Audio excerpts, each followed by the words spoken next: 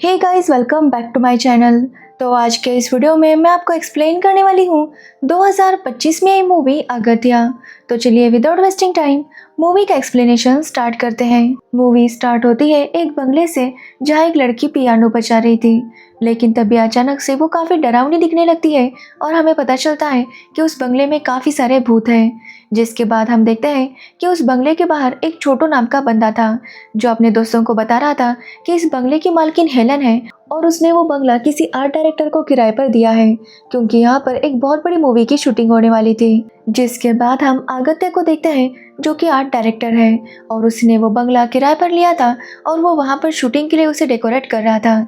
तभी आगत्य को प्रोड्यूसर का कॉल आता है और वो उसे बताता है कि डायरेक्टर और हीरोइन वहाँ पर आने वाले हैं, इसलिए वो जल्दी से अपना काम निपटा ले।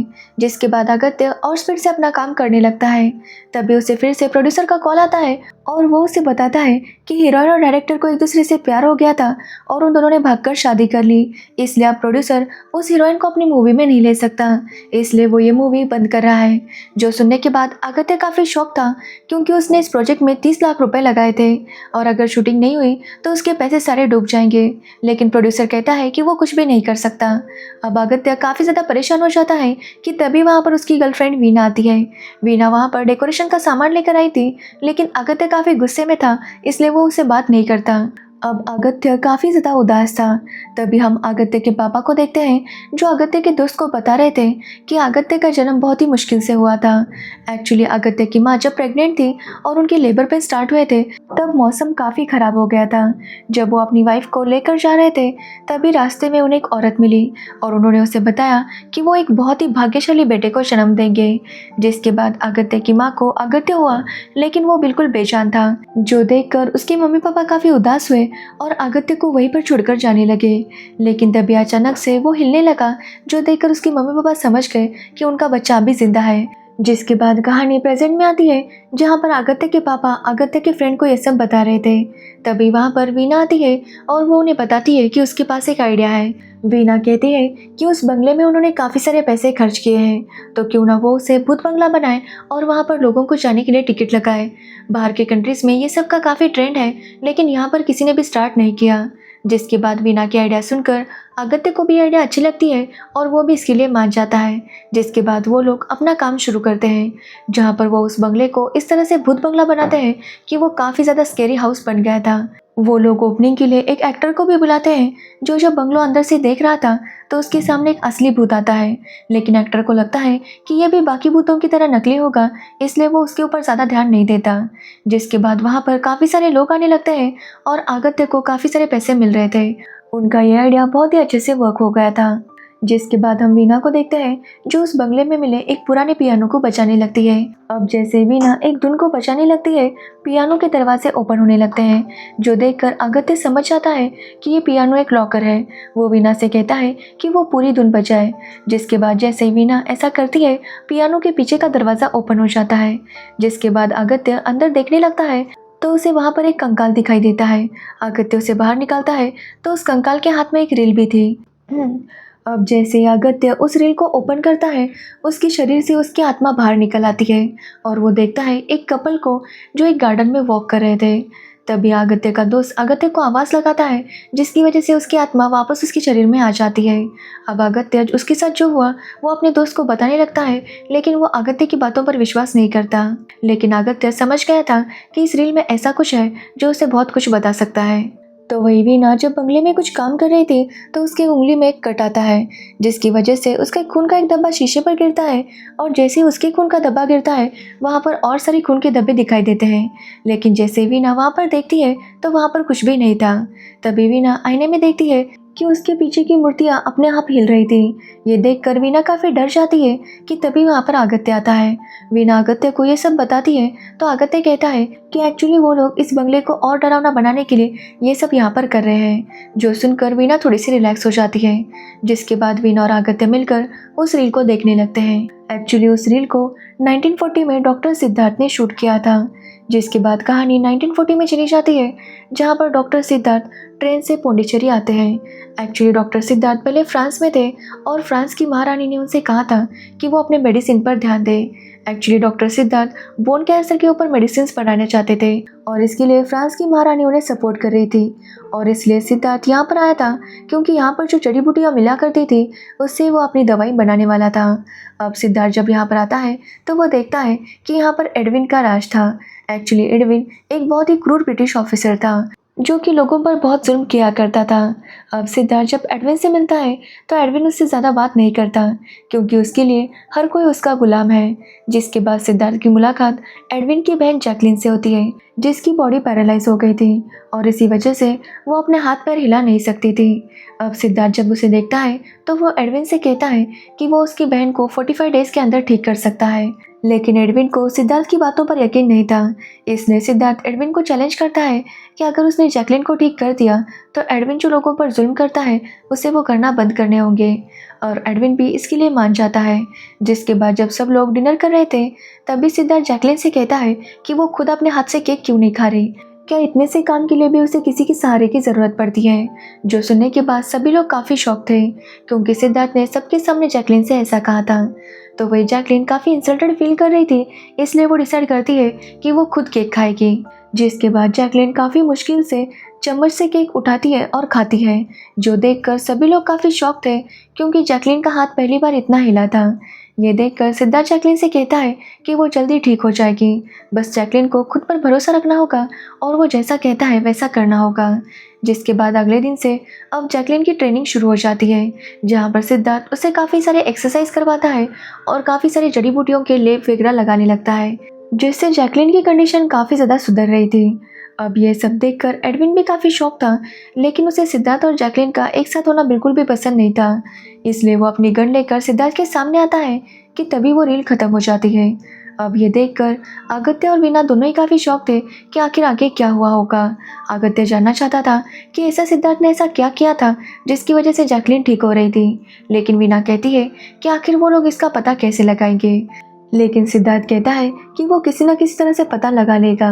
तभी सिद्धार्थ को उस बंगले के बाहर एक ऋषि दिखाई देते हैं, जो देखकर सिद्धार्थ को ऐसे ही लगता है कि शायद ये सभी लोग उसे कुछ ना कुछ कहना चाहते हैं। अब अगले दिन बहुत सारे लोग उस बंगलों को देखने आए थे जहाँ पर एक कपल भी आया था और जब वो अंदर जाता है तो वो लड़का लड़की को एक पिरामिड के अंदर लेकर जाता है, लेकिन वहाँ जाते ही वो लड़का अचानक से गायब हो जाता है, जो देखकर वो लड़की काफ़ी डर जाती है और सबको बाहर आकर बताती है। जो लड़का उस पिरामिड के अंदर खो गया था वो एक पॉलिटिशियन का भाई था, जिसकी वजह से ये खबर हर तरफ फैल गई थी और इसी वजह से लोग भी उस घर में आने से अब डर रहे थे। तो वही सिद्धार्थ और उसके लोगों ने उस लड़के को हर जगह ढूंढा था, लेकिन उस लड़के का कहीं पर भी पता नहीं चल रहा था। साथ ही अब कोई भी इस घर में नहीं आ रहा था, जिसकी वजह से अगत्य का काफ़ी नुकसान हो रहा था। अगत्य को लगता है कि वो चाहे जो भी करे उसकी किस्मत कभी नहीं बदलेगी, लेकिन तभी अगत्य को उसकी माँ की बात याद आती है जहाँ पर उसकी माँ उसे मोटिवेट किया करती थी और ये देखकर अगत्य समझ जाता है कि उसे अभी हार माननी नहीं है। जिसके बाद अगत्य उस घर में देखने लगता है तो वहाँ पर उसे एक कुरारी दिखाई देती है। जैसे वो उसे उठाता है वहाँ पर एक खुफिया दरवाज़ा खुल जाता है और अगत्य वहाँ पर अंदर चला जाता है तो वो देखता है कि वहाँ पर वही लड़का था जो कि पिरामिड के अंदर गुम हुआ था। उस लड़के को काफ़ी चोट आई थी और वो अगत्य से कह रहा था कि वो जल्दी से यहाँ से बाहर निकले। अब इससे पहले कि अगत्य कुछ समझ पाता तभी वहाँ पर वीना आती है जो कि पॉजेस थी। वीना उससे कहने लगती है कि वो जल्दी से यहाँ से निकल जाए। अब ये सब सुनकर अगत्य काफ़ी शौक था और वो वीना को आवाज़ देने लगता है, जिसके बाद वीना बेहोश हो जाती है और वीना के अंदर से वो आत्मा बाहर निकलती है। जिसके बाद अगत्य वीना को लेकर ऊपर आता है तो वो देखता है कि वीना के हाथ में 1940 की डायरी थी।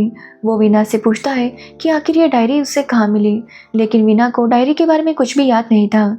जिसके बाद अगत्य उस डायरी को पढ़ने लगता है, जिसके बाद कहानी फिर से 1940 में चली जाती है जहाँ पर हम डॉक्टर सिद्धार्थ को देखते हैं जो जैकलिन को इंटरव्यू दे रहा था, जहाँ पर जैकलिन सिद्धार्थ से पूछती है कि आखिर वो कहाँ से आता है तो सिद्धार्थ उसे बताता है कि वो पौंडीचेरी से ही बिलोंग करता है।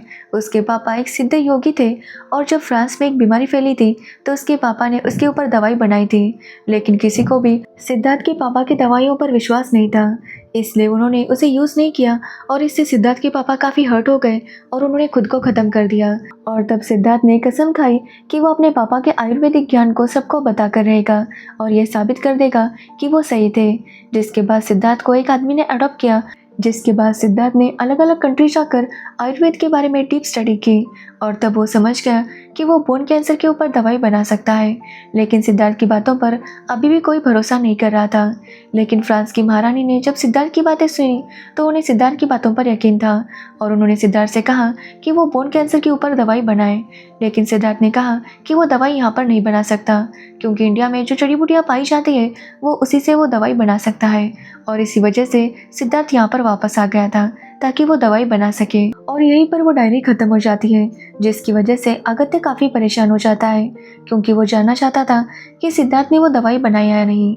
जिस पर वीना कहती है कि अगत्य को इस डायरी को ज़्यादा सीरियसली नहीं लेना चाहिए। जो सुनने पर अगत्य वीना को बताता है कि उसकी माँ को भी बोन कैंसर है, जिसकी वजह से उनकी हालत काफ़ी ख़राब है।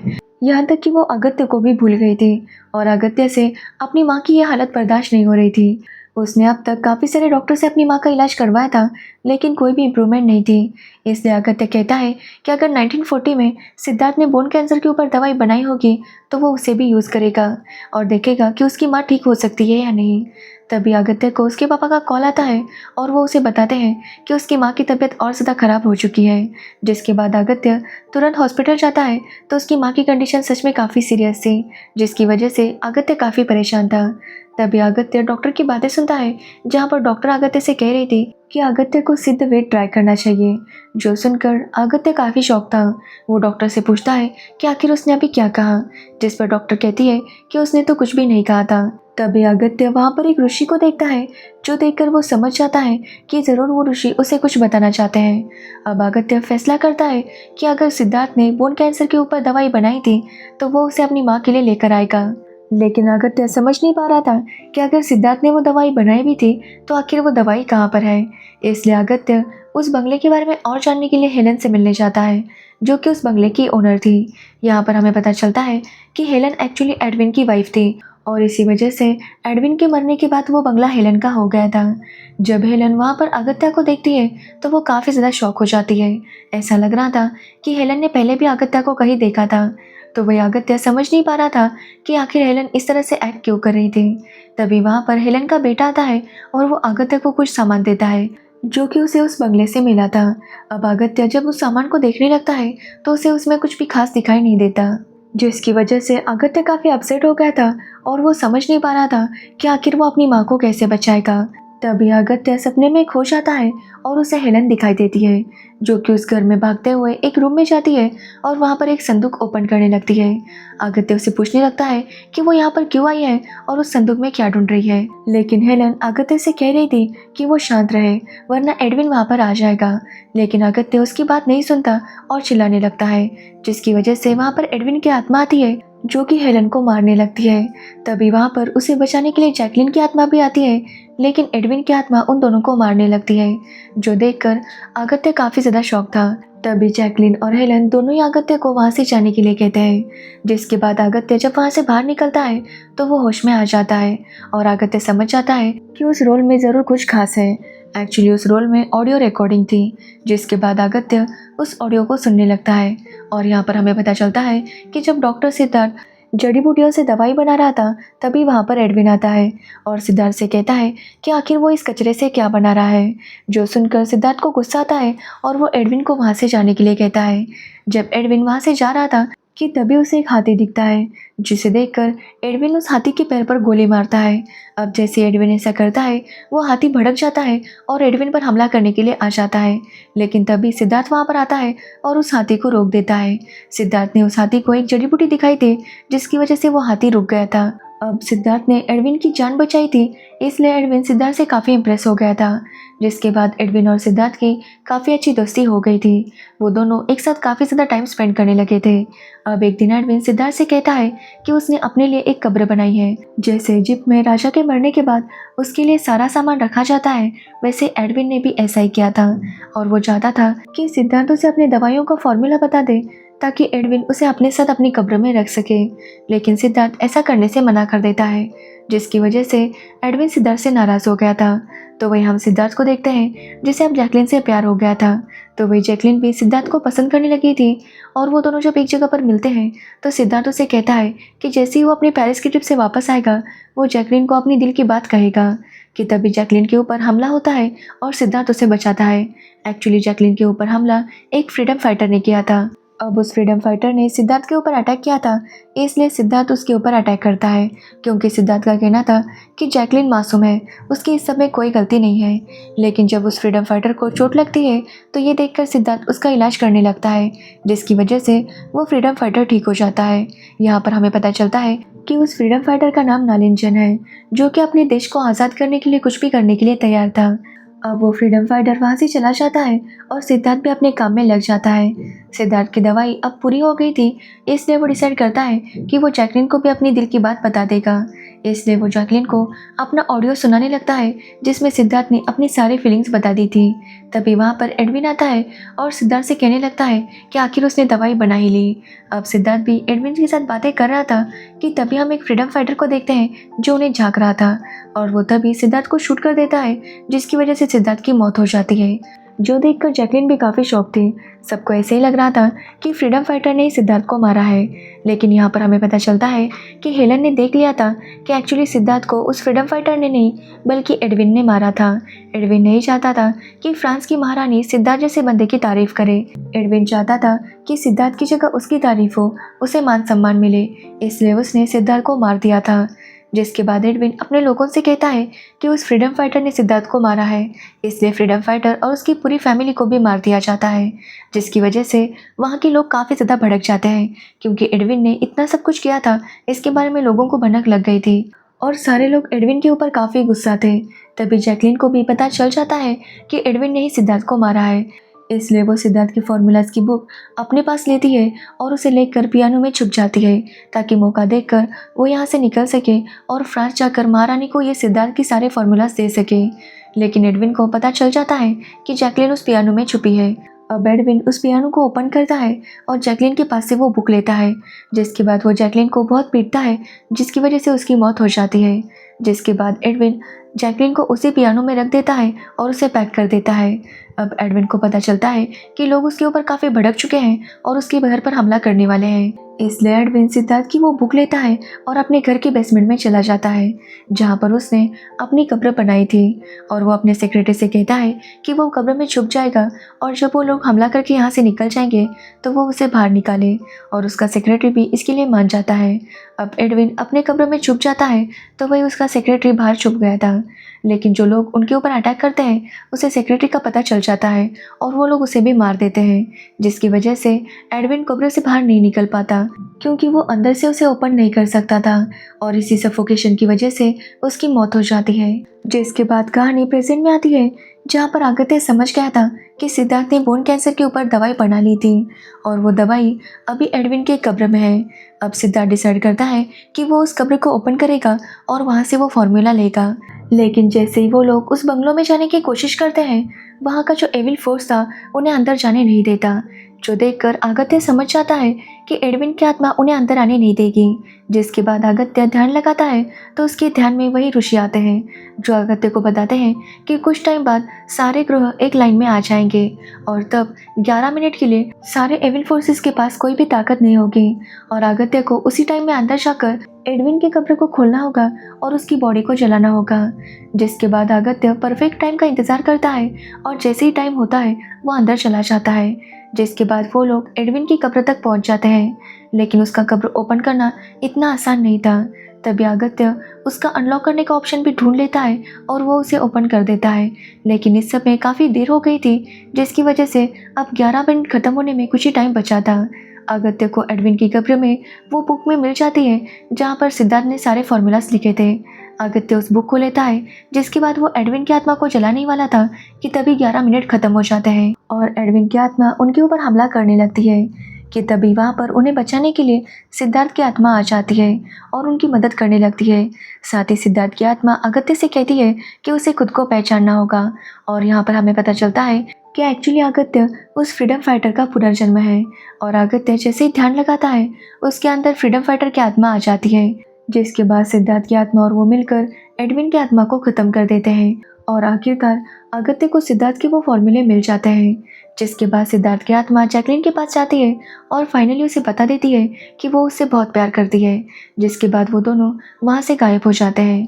तो वह अगत्य सिद्धार्थ की फॉर्मूलाज यूज़ करके अपनी माँ के लिए दवाई बनाने लगता है, जिसकी वजह से उसकी माँ की तबीयत थोड़ी थोड़ी करके ठीक हो रही थी, जो देखकर अगत्य भी काफ़ी खुश था क्योंकि फाइनली उसकी माँ अब ठीक हो रही थी। जिसके बाद अगत्य सिद्धार्थ के इस नॉलेज को लोगों तक पहुँचाने में लग जाता है और इसी के साथ ये मूवी एंड हो जाती है। तो ये थी अगत्य मूवी की स्टोरी। अगर आपको इस मूवी की स्टोरी और मेरा एक्सप्लेनेशन पसंद आया हो तो वीडियो को लाइक कमेंट शेयर ज़रूर करना और मेरे चैनल को सब्सक्राइब करना बिल्कुल मत भूलना। Thanks for watching video.